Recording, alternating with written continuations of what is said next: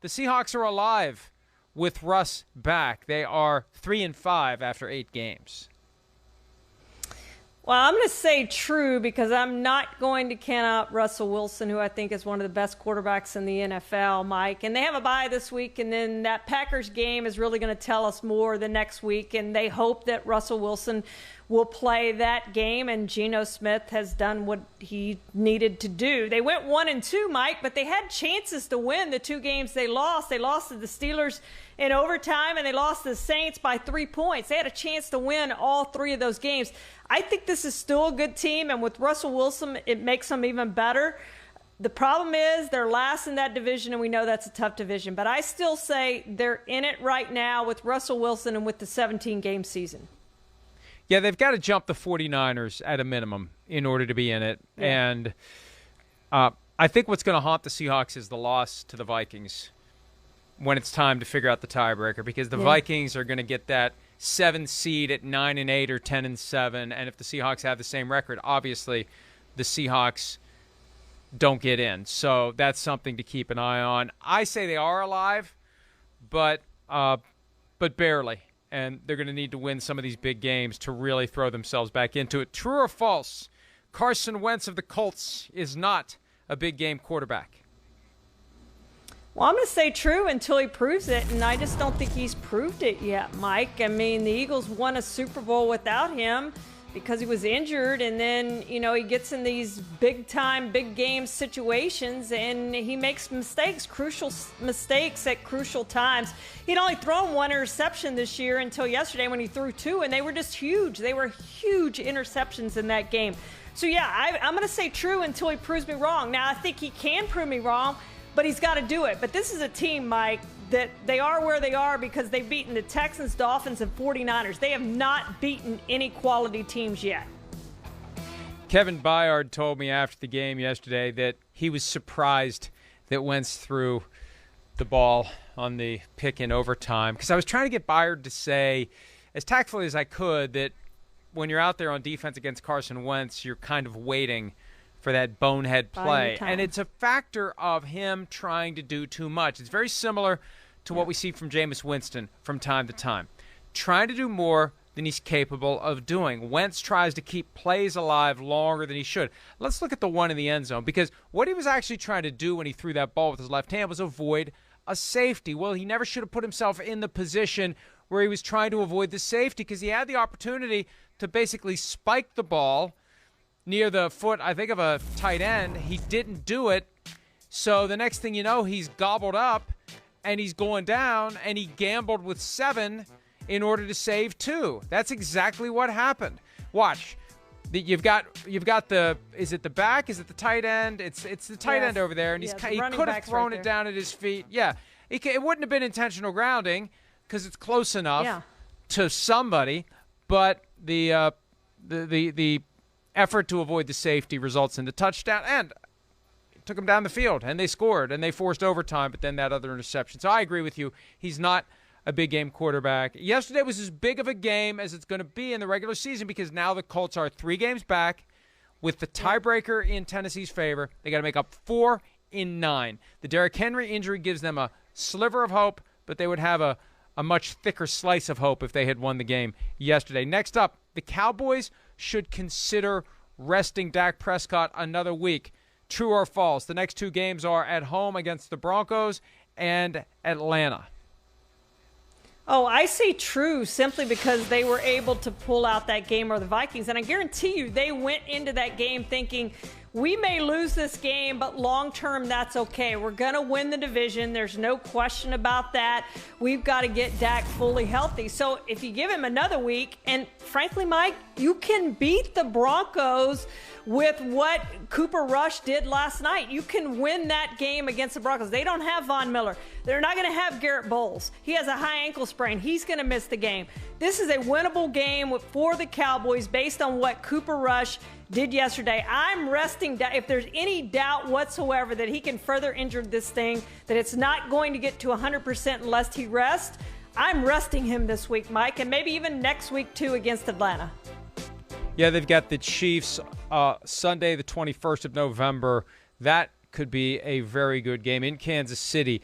the two former Dallas rivals, right? The Dallas Texans of the AFL, who became the Kansas City Chiefs, against the Dallas Cowboys. They played that game one year, I think it was 2012, with the Chiefs wearing the old Texans helmets, the red with the state of Texas on the side. It'd be nice if they would do that again sometime. And then they got the Raiders on Thanksgiving. What a Thanksgiving game we're getting in the tryptophan window, where you take your little nap. Make sure you take your nap during the Bears-Lions game, because I think this Raiders-Cowboys game is going to be great this year. And I agree with you. They should give him another game because they're locked in as the number 4 seed. They need him to be healthy for the postseason. Anything they win without him, no pun intended, is gravy. All right, next one. The Patriots defense will carry them to the playoffs. True or false?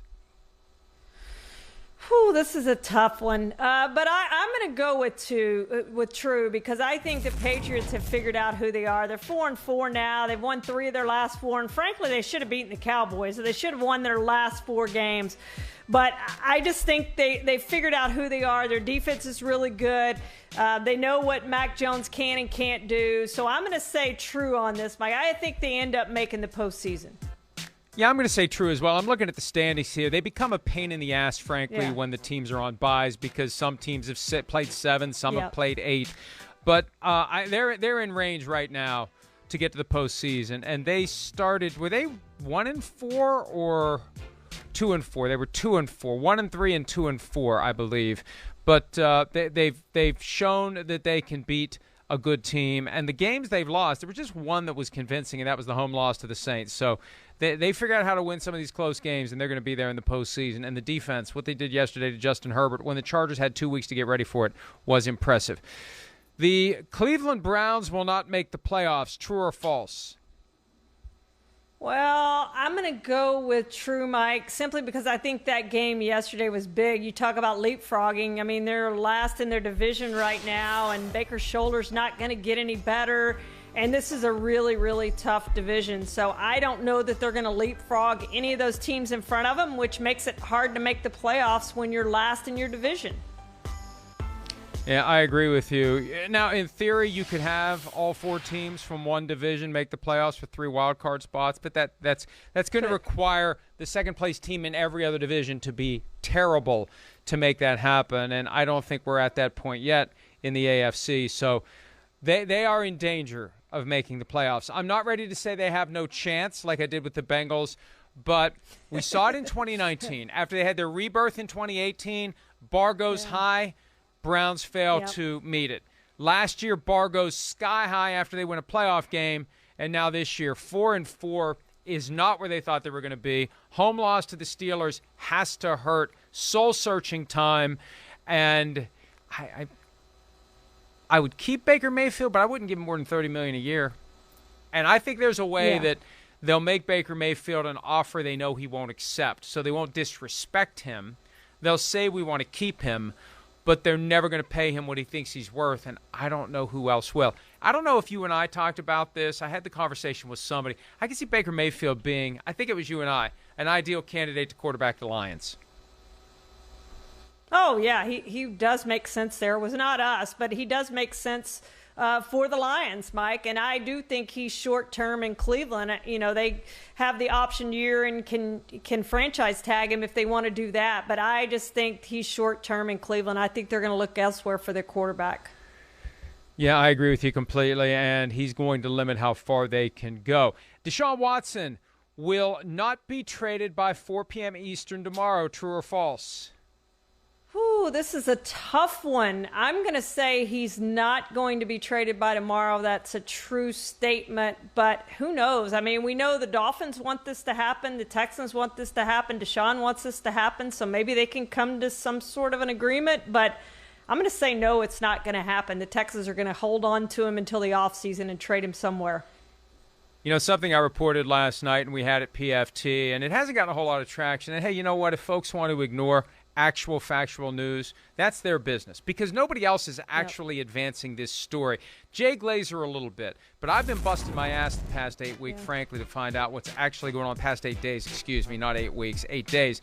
A trade almost happened last week to the Dolphins, and the Dolphins want him to settle the civil lawsuits. The 22 lawsuits filed against him alleging sexual misconduct during massage therapy sessions, and he was making moves to do it last week, and the Texans caught wind of it, and they jacked up the price of the trade with the Dolphins because they recognized, hey, there's more value to the Dolphins if this trade happens without one of the two major legal impediments in place. There's less uncertainty. You know, the Dolphins can't tell us, well, we shouldn't give you what you want because there's all this uncertainty, if at the same time the Dolphins are working behind the scenes to eliminate the uncertainty and making it known that they'll pull the trigger and get the deal done if the civil lawsuits are gone. So it all fell apart last week, and now I think it's the middle school dance mode where, you know, the girls on one side of the room, the boys on the other, and nobody wants to go into the middle. I think that's what's happening.